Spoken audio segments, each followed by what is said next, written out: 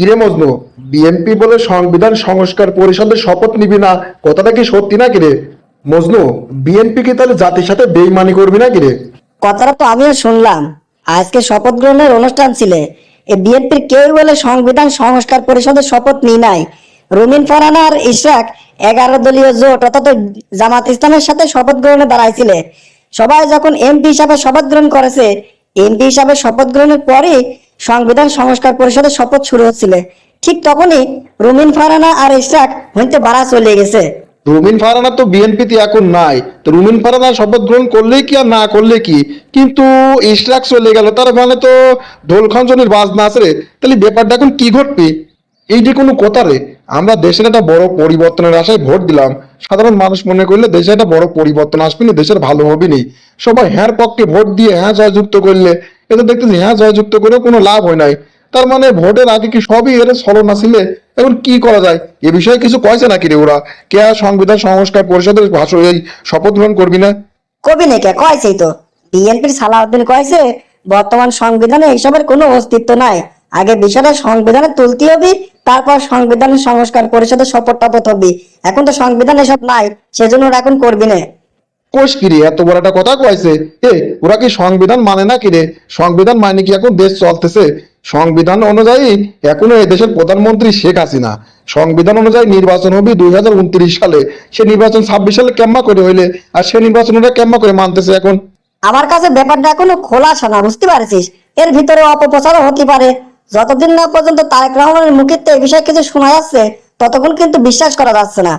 ঠিকই কয়েছিস, তারেক রহমান কিন্তু অন্য লেভেলের খেলোয়াড়।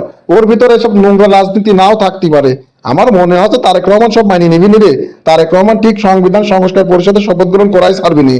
তাই যেন হয় রে, আমার মনের ভিতরে তাই মনে হচ্ছে। লোকটা যেহেতু এতদিন পর রাজনীতিতে আইছে, এসব নোংরা রাজনীতি সে করবি না রে, ঠিকই শপথ গ্রহণ করাই ছাড়বি না। না যদি হয় তাহলে তো মনে হচ্ছে আবার আন্দোলন বাইতে যাবে না, কি যে হবি না, দেশে কি করবো কিছুই তো বুঝতেছি না। দোয়া করবে মজনু, সব জন্য ঠিকঠাক হয়ে যায়। মেলাদিন ভালোই ছিলাম, আবার যদি আন্দোলন ফান্দোলন শুরু হয় তাহলে আবার সর্বনাশ হয়ে যাবে, দেশটা একদম রসাতলে চলে যাবে নি। তো তুই কোনো যাচ্ছিলি রে মজনু? যাবো আবার কোনে? বসের কাছে যাচ্ছি, দেখি বস এ বিষয়ে কি কয়। থাক তুই, গেলাম আমি। বস, দেখে মনে হচ্ছে কোনো বিষয় নিয়ে টেনশন করতেছেন, কিছু হয়েছে নাকি বস? আমি তো একটা খবর নিয়ে আসলাম বস। শরীরটা ভালো লাগতেছে না রে মজনু, তো কি খবর নিয়ে আসলি? আয় বয় দেখি ক। বস, আজকে তো শপথ গ্রহণ হলো, সেই জায়গায় তো সংবিধান সংস্কার পরিষদের শপথ গ্রহণ হওয়ার কথা ছিল। তো সেই অনুষ্ঠানে কি হয়েছে শুনেছেন নাকি কিছু? না রে মজনু, শুনি নাই। শরীরটা ভালো না বলে টিভিও দেখি নাই। কি হয়েছে রে?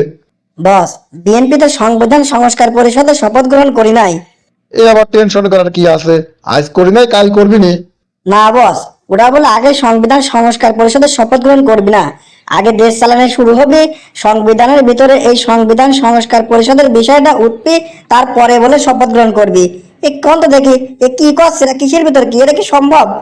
তুই বুঝতেছিস মজনু, সংবিধান সংস্কার পরিষদ ওরা যদি শপথ গ্রহণ না করে, ওরা যদি গণভোটের বিরুদ্ধে যায়, তাহলে দেশের অবস্থা আবার কি হবে নি? দেশের তো এমনি 12টা বাজিয়ে গেছে, না হয় 14টা বাজবে নি। আমার তো মনে হচ্ছে আবার আন্দোলন শুরু হবে নি বস, না কি কন? আন্দোলন যদি হয় তাহলে এবার কোন পক্ষে কাজ করবো বস আমরা? এ বিষয়ে তারেক রহমান কিছু কয়েছে নাকি রে মজনু? না বস, তারেক রহমান এখনো কিছু কই নাই। তাহলে আগে চিন্তা করিস নে মজনু। তারেক রহমান যেহেতু সরাসরি এখনো কিছু কই নাই, তার মানে এখনো সময় আছে। আগে সে সরাসরি কিছু কোক, তারপর বোঝা যাবে নি।